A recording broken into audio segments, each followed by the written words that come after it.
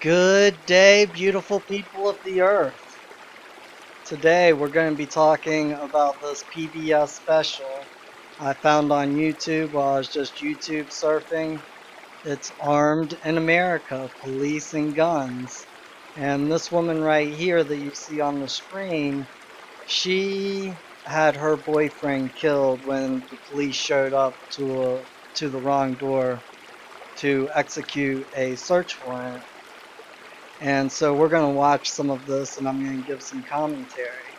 Let me just go ahead and make this full screen. That's right back to the basics of this country. If you don't like the type of law enforcement in your community, then stand up and elect somebody that will give you what you want. That's the way it is. Miranda, forgive me. I see that you're in distress here. Is there something that we can talk about?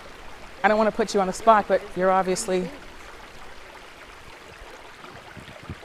I feel like nobody wants to take accountability for it. Like all of these innocent people are actually dying, but who is getting repercussions for their actions? Like all my life I've gotten in trouble. Like I get in timeout if I did something wrong, or I get fired if I do something wrong at my job. Who is being accountable? Whether it was a paperwork trail, whether it was the man that knocked on my door, whether whoever dropped the ball needs to be held accountable for it. They should be. We're in support of you here, and unfortunately, that right now is by lawsuits. That's how you hold people accountable right now. Okay, she had a really good point, and this is what I agree with. The police officers are not being held accountable when they do something that's wrong.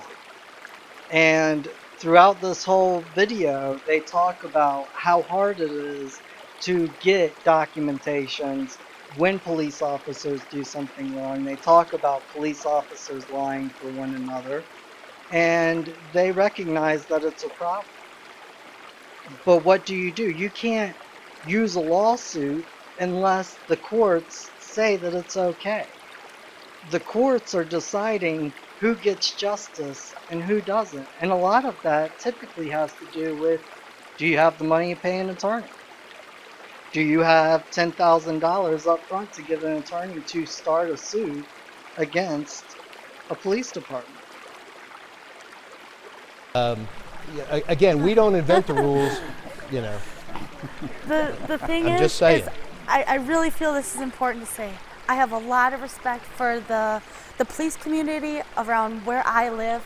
I appreciate them. They're very respectful. They know what's happened. You know, they take that into consideration. If there's a problem, they call me. They will not show up at my door because they know my kids are going to sit there screaming and be scared. They call me.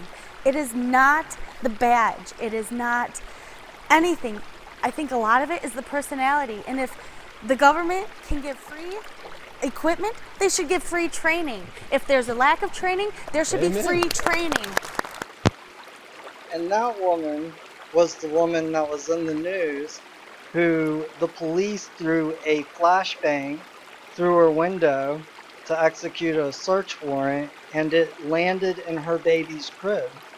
And they executed the search warrant and they found no drugs.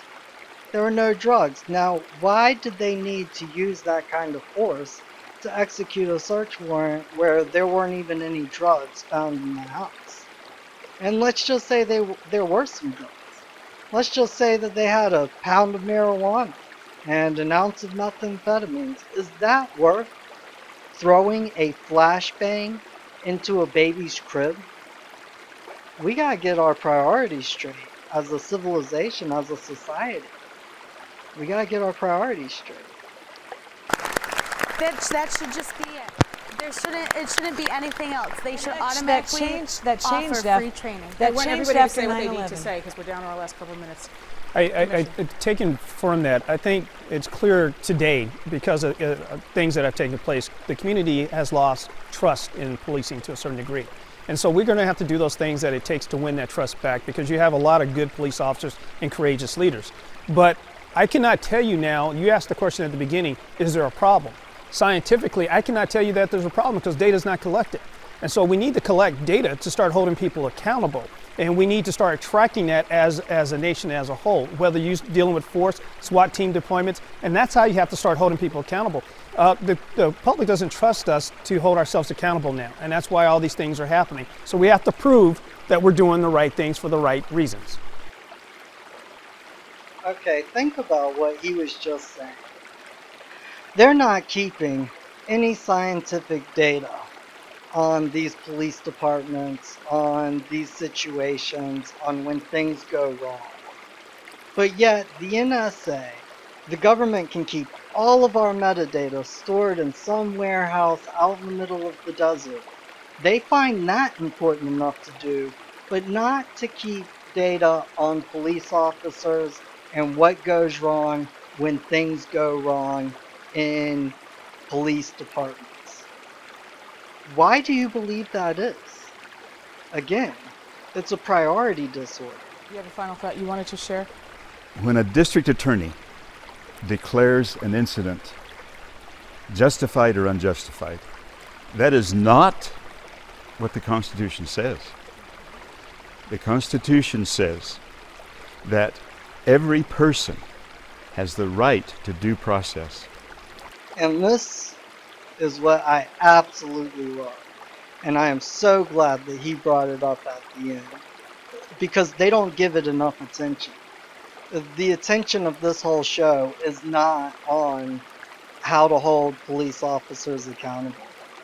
And what he is talking about right here, and what he's going to finish talking about, is that everybody has due process of law.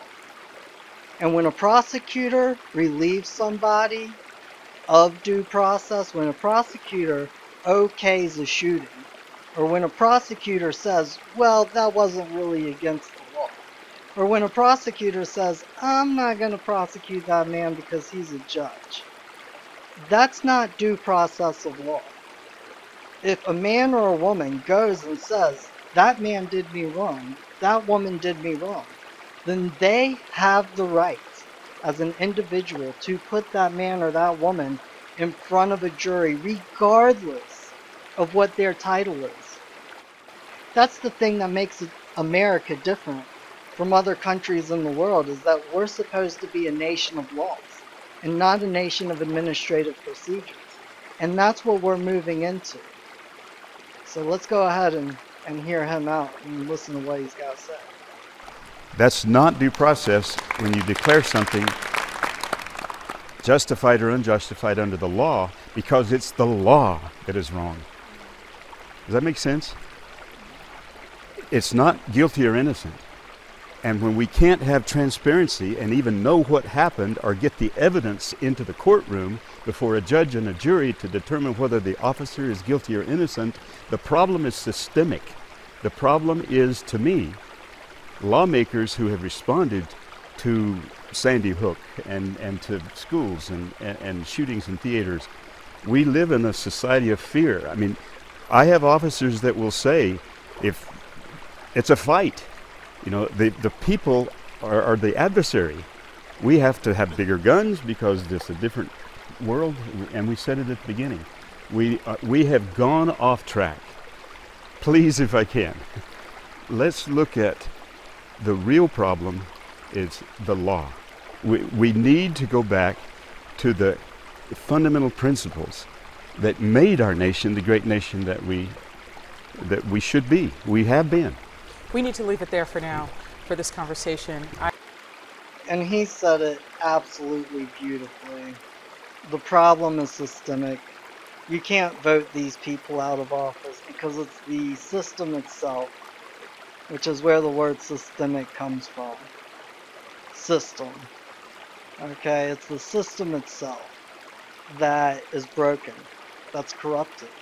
And until we, the people, have had it enough, and we enforce it, we enforce our objection to being abused, to being used, to being shot in the street. Until we actually do that, we will never find justice, because the system, the courts, the legislatures, everybody has restricted access to a court of law. And until we get courts of law back, and not courts of administrative procedure, then you can just go ahead and presume that we're not going to have any law, that we will be a lawless society. And I don't wish for anybody to get me wrong. I am not about being lawless. I am about being lawful. But there is a certain way to do that.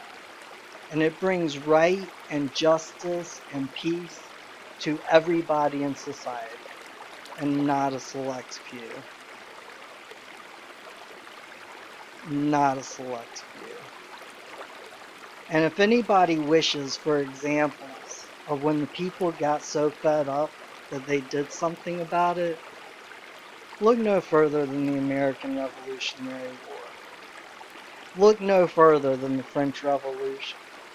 Look no further than 1215, when the barons got together and put a sword to King John's throat and made him sign the Magna Carta. And these are just a few moments in history that I'm going to point out, because I could go on. Anyways, I love you people. I even love the people on the other side.